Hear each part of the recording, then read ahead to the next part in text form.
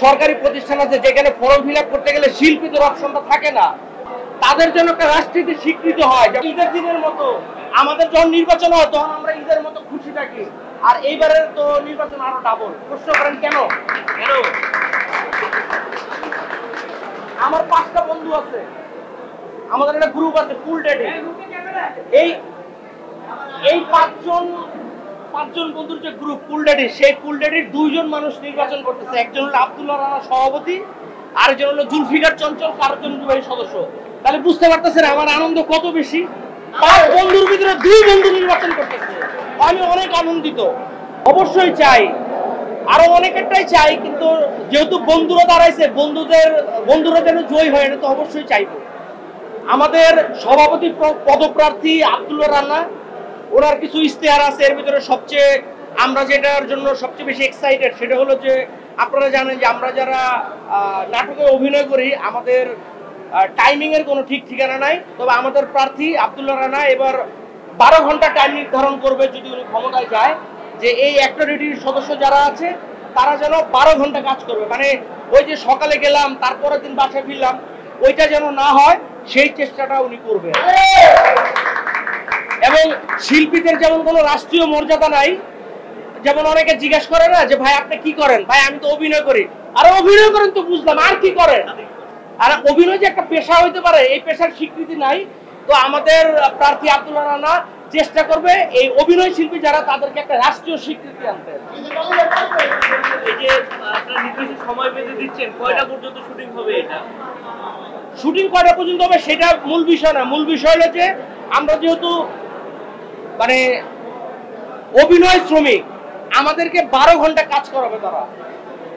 এখন তারা কয়টায় কল টাইম দিবে, কয়টায় আমাদেরকে ব্যাক করাবে সেটা 12 ঘন্টা। যেমন আমরা এখন যেটা হয় যে আমাদেরকে কল টাইম দেয়, যেমন সকাল 8টা 9টা 10টা এরকম কল টাইম দেয়, আমরা যাই, কিন্তু আমরা কখন ফিরবো সেটা আমরা বলতে পারি না। তো আমাদের প্রার্থী বলছে যে আমাদের শ্রমিকরা 12 ঘন্টা কাজ করবে।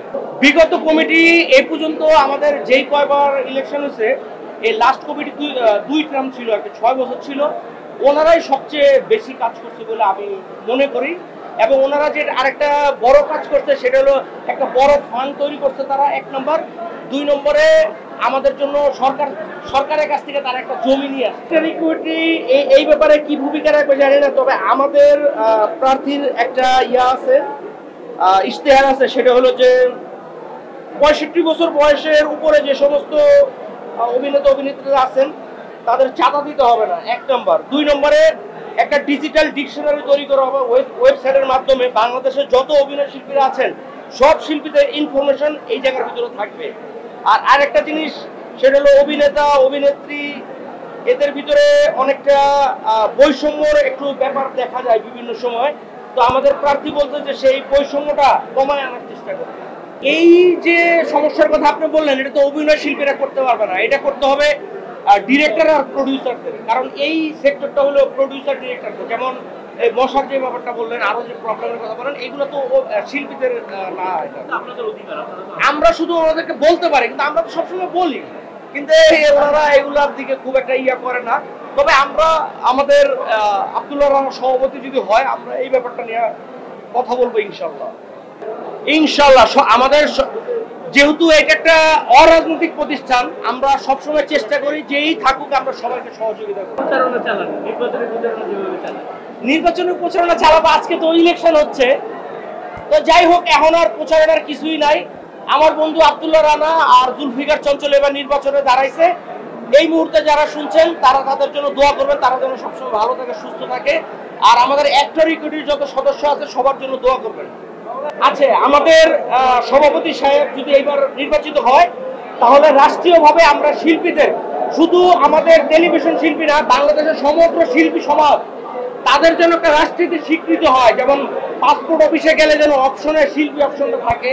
এবং এই বাংলাদেশে অনেক ধরনের সরকারি প্রতিষ্ঠান আছে যেখানে ফর্ম ফিল আপ করতে গেলে শিল্পীদের অপশনটা থাকে না, ওই জায়গাটা যেন আমরা শিল্পী অপশনটা পাই। এই কারণে আমরা সরকারের কাছ থেকে একটা স্বীকৃতি আনার চেষ্টা করি।